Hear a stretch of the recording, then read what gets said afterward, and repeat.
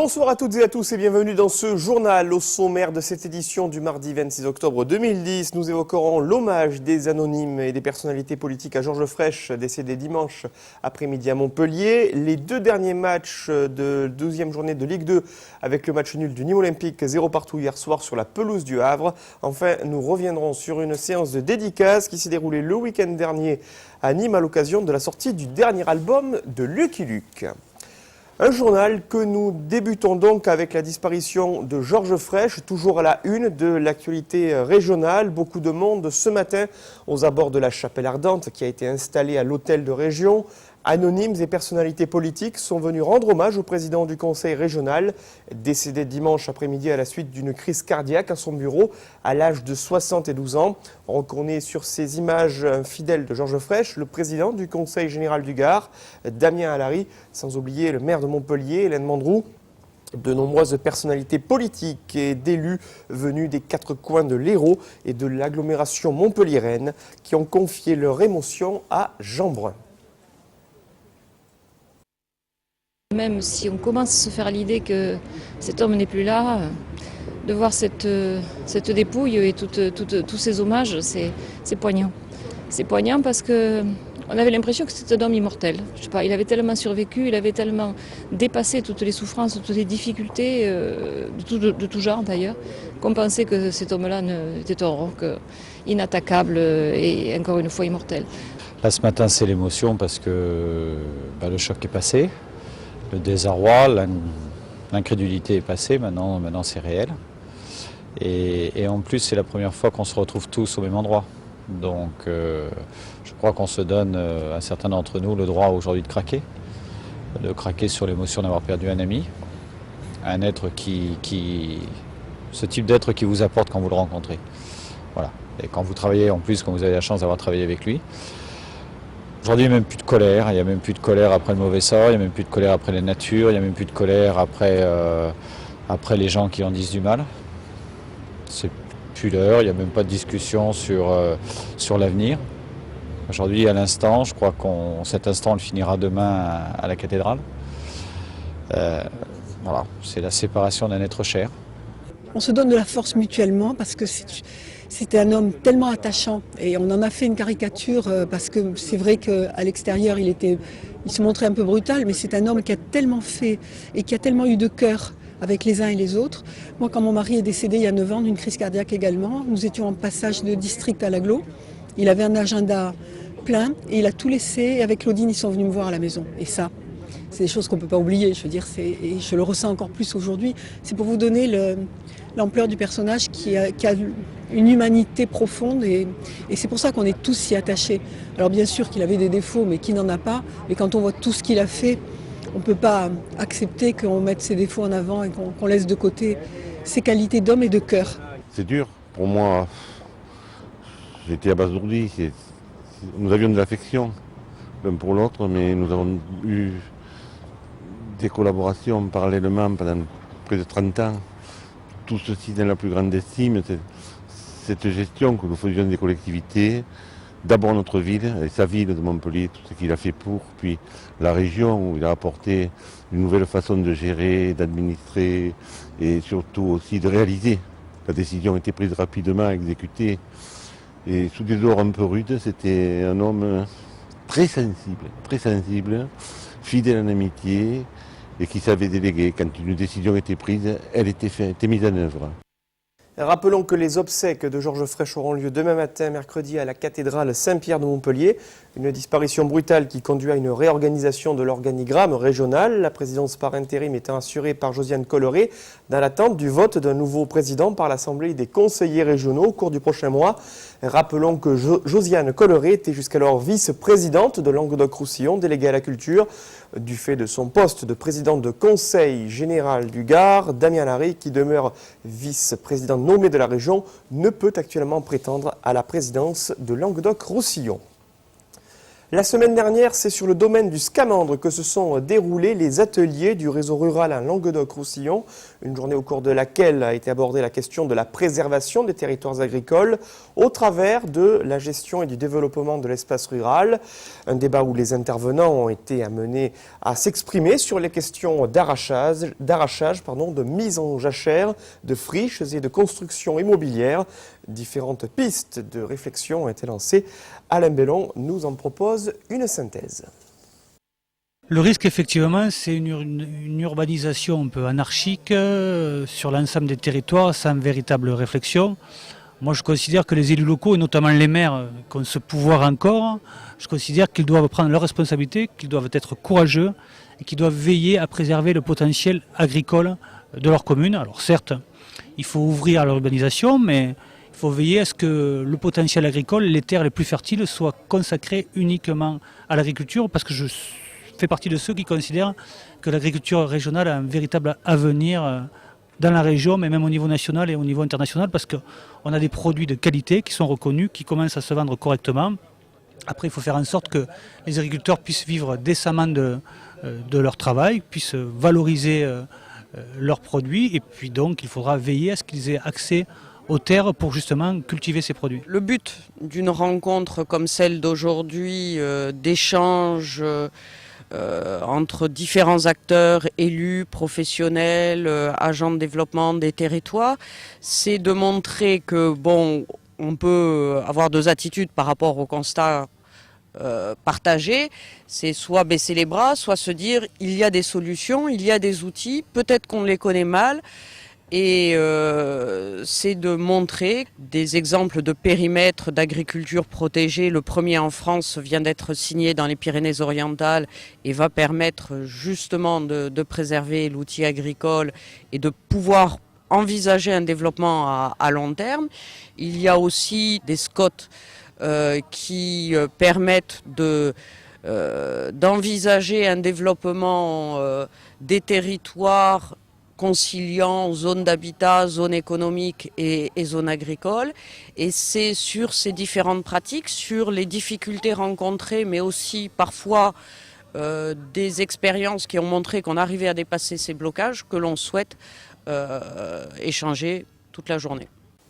Retour à Nîmes avec le lancement de la version Drive d'une célèbre enseigne de la grande distribution, un vaste entrepôt de 2000 m² situé dans la zone du Mas des Abeilles. Objectif de l'entreprise, toucher une clientèle de citadins et de salariés susceptibles de faire leurs courses sur le site internet de l'entreprise avant de récupérer leurs produits 2 heures plus tard au Drive. Une ouverture synonyme de la création d'une vingtaine d'emplois. Je vous propose d'écouter l'avis du responsable de ce nouveau type de Drive, interrogé par Nicolas Penchino. On a environ 4500 produits qui sont disponibles.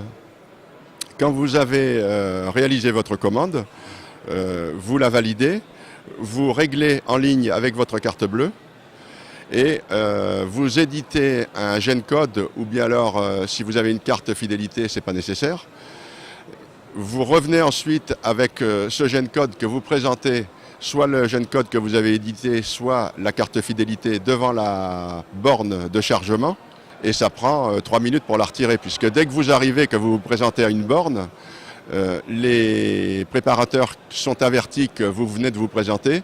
Ils savent que vous êtes le client qu'ils ont identifié, et ils vous apportent votre commande à votre coffre de voiture. Les prix qui sont pratiqués dans le Drive sont exactement les mêmes que le prix qui sont pratiqués à l'hypermarché, puisque le Drive est relié informatiquement aux caisses de l'hypermarché. Donc il n'y a aucune différence de prix entre les deux. Et de plus, le service est gratuit. Le service de préparation est compris dans le service. Un mot d'actualité nationale avec le Sénat qui a adopté cet après-midi le texte définitif du projet de loi sur la réforme des retraites, 24 heures avant son approbation à l'Assemblée nationale. Rappelons qu'une journée de grève est annoncée jeudi, au moment où l'appel à manifester dans les universités a été modestement suivi, plusieurs raffineries ayant également suspendu leur grève. Un mot de sport avec les deux derniers matchs de la 12e journée de Ligue 2 qui se sont déroulés hier soir. Match nul 2 buts partout entre Évian, Tonon-Gaillard et Sedan. Et un autre partage des points au stade Jules Deschazeaux entre Le Havre et le Nîmes Olympique. Score final 0 partout. La titularisation surprise de Manuel Sen, le fils de l'entraîneur adjoint. Un pénalty raté pour les Havrais et des motifs de satisfaction affichés par le coach Jean-Michel Cavalli. Je vous propose un résumé de la rencontre préparée par Franck Chassagnon. D'un côté le Havre, 6e au classement, invaincu à domicile, de l'autre le Nîmes Olympique, proche de la relégation, qui n'arrive pas à s'affirmer à l'extérieur. Alors autant dire que sur le papier, la partie est loin d'être gagnée pour les Crocos. À la 17e minute, le match aurait pu basculer en faveur des Havrais sur cette faute de Poulain dans la surface de réparation. Le pénalty indiscutable est sifflé, mais Diallo rate son tir. Le ballon passe à quelques centimètres du poteau droit de Butel. Bon, je pense qu'en première mi-temps, on était pas trop dedans. Le pénalty aurait pu nous faire rentrer dans le match. Au contraire, ça nous met encore un petit coup derrière la tête. Le Havre ne prend pas l'avantage. En première mi-temps, les Nîmois jouent la défense. Il y a bien cette occasion de but. Gigliotti centre, Keita reprend du plat du pied, mais c'est sans problème pour le portier havrais. Les autres occasions seront plutôt pour le Havre, mais Butel veille au grain. Bilan des courses 0-0, le Nîmes Olympique rentre à la maison avec le sourire et avec un petit point de plus au compteur qui fait du bien au moral. Et avec un petit peu de réussite, comme les ont eu parfois certaines équipes chez nous à domicile, on aurait pu faire un hold-up peut-être, mais on aurait pu le faire. Nous sommes venus vraiment très diminués, mais bon, nous n'avons pas renoncé au match, on l'avait dit. Je regrette qu'on n'ait pas pu marquer un but, même si on n'a pas eu trop d'occasions, on n'a pas bien joué quelques coups offensifs. Mais bon, dans l'état d'esprit et au niveau tactique, ça a été la perfection. On peut être que heureux parce que bon, prendre un point au Havre, ça ne va pas être évident pour tout le monde. Nîmes qui est désormais 16e avec 12 points, 12 journées, seulement 3 points d'avance sur Istres et Grenoble qui ferment la marche. Prochain match vendredi soir au Costières face à Laval qui compte 2 points d'avance au classement sur le Nîmes Olympique.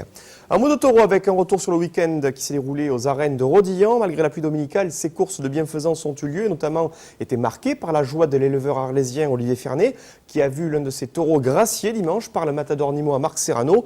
2 festivals qui étaient organisés au profit des associations La Clé et ARS qui militent respectivement pour l'accueil des parents des enfants hospitalisés en long séjour et par la recherche pour la sclérose en plaques. Retour en images sur ces 2 journées taurines avec les réactions des différents acteurs de celle-ci. Une pluie fine et continue s'est invitée dimanche après-midi aux arènes de Rodillan en marge du second festival de bienfaisance organisé par le club taurin Toros y Caridad au profit des associations La Clé et ARS qui aident respectivement à l'accompagnement des enfants hospitalisés sur de longues périodes et à la lutte contre la sclérose en plaques. Une générosité des toreros qui s'est traduite en piste par la grâce du 3e novillo de l'après-midi, DSO, de l'élevage d'Olivier Fernet. Un exemplaire dont les qualités ont été mises en valeur par Marc Serrano, dont la faine a étalé crescendo jusqu'à l'octroi de l'indulto, synonyme d'une nouvelle vie pour le jeune taureau du Ganadero arlésien. Il a déjà reçu des premiers soins dans la piste et ensuite on va l'essayer sur quelques vaches pour voir si les progénitures lui ressemblent. C'est un moment exceptionnel d'arriver à gracier un taureau, c'est la deuxième fois que ça m'arrive dans ma carrière. En plus j'étais d'autant plus content que ça arrive à cet élevage puisque c'est vrai qu'il y a de ça 2 ans à Rodillan ici dans les mêmes arènes ça a failli se passer, cette année ça a failli se passer aussi dans les arènes de Marbella au mois d'août. Puis d'arriver à le concrétiser aujourd'hui c'était un moment de bonheur. Marc Serrano, à la fois acteur mais également parrain de La Clé, structure associative qui recueille depuis 2 ans les bénéfices de ces journées taurines de Rodillan. On a vu de très beaux festivals, ils sont toujours présents, ils ont beaucoup de cœur, ils sont très généreux, très humains et très attachants. Donc, en plus, on a Marc Serrano qui est devenu parrain de notre association depuis 2 ans. Et donc, c'est quelqu'un qui est vraiment très attachant. Si Chinito n'a pu se mettre en évidence, la course dominicale a été marquée par la faine remarquable de Patrick Varin, crédité des 2 oreilles face au novillo du Scamandre, alors qu'un pavillon a récompensé les efforts méritoires de Julien Miletto, Jonathan Verrune et du novillero Matteo Julian dans des conditions de Lydia rendues plus difficiles du fait de la pluie. Un bilan auquel il convient d'ajouter l'oreille coupée la veille par Marc-Antoine Romero Segundo lors du festival réunissant les 5 derniers vainqueurs de graines de torero, servi par un excellent lot de novillos de François André. Et puis toujours au niveau taurin, sachez que Robert Piles est le nouvel apodérate de Mehdi Savali, ainsi l'ancien directeur des arènes de Nîmes, qui gérait jusqu'à cet été la carrière d'Antonio Barrera, a pris en main les destinées du torero arlésien, conseillé jusqu'à l'été dernier par Denis Lauré. Demain, d'Antenne Lido Sud, nous reviendrons sur la temporada de Roman Pérez avec des images spectaculaires de la récente Fiesta Campera organisée au pied du château de Beaucaire. Et puis on va finir ce journal à la page loisirs avec la sortie du dernier album du plus célèbre des cow-boys de bande dessinée, intitulé Lucky Luke contre Pinkerton, un 74e opus qui est sorti le 15 octobre et qui a été présenté au cours du dernier week-end, dans lequel le fameux cow-boy est poussé à la retraite par un détective qui entend révolutionner les méthodes d'investigation. Une œuvre concoctée par Agde sur un scénario de Daniel Penac et Tonino Benacquista, un dessinateur que Nicolas Pinchino a rencontré. Le montage est signé Alain Mellon. Si vous êtes BDphile et fan de Lucky Luke, il fallait être à la librairie La Bulle à Nîmes. On pouvait croiser les Dalton, Jolly Jumper, Ratin Blanc et le célèbre cowboy, dessiné sur le crayon de HD. Il est venu présenter le dernier album de Lucky Luke contre Pinkerton, histoire où deux mondes différents vont s'affronter. Le shérif Lucky Luke se retrouve face à une agence d'experts pour résoudre une nouvelle affaire. HD a dû faire preuve d'imagination pour adapter ses dessins à ce scénario plus moderne. Lucky Luke, c'est plutôt le héros qui préfère se baser sur les traces d'un sabot de cheval dans le Grand Canyon plutôt que de se baser sur des recoupements de fiches comme le fait Pinkerton et puis la police scientifique. Mais grâce à ça, ça permet de dessiner les experts, ça permet de dessiner des grands bureaux de laboratoire avec des soi-disant chercheurs en criminologie, et puis, ça ils m'ont pas gâté, mes scénaristes me faire des tonnes de tiroirs avec des tonnes de fiches. Alors, si vous voulez connaître l'histoire de Lucky Luke contre Pinkerton, il est disponible dans les bacs. Rendez-vous ce soir à 20h45 avec Rocco Abdo, avec comme invité Olivier Davidas et Jérémy Posteraro, juste après le match Le Havre-Nîmes Olympique. Prochain rendez-vous avec l'info à 12h30, demain mercredi. Puis Tendido Sud, 18h30. C'est la fin de ce journal. Merci d'avoir suivi. Je vous souhaite de passer une très belle soirée sur Télémiroir.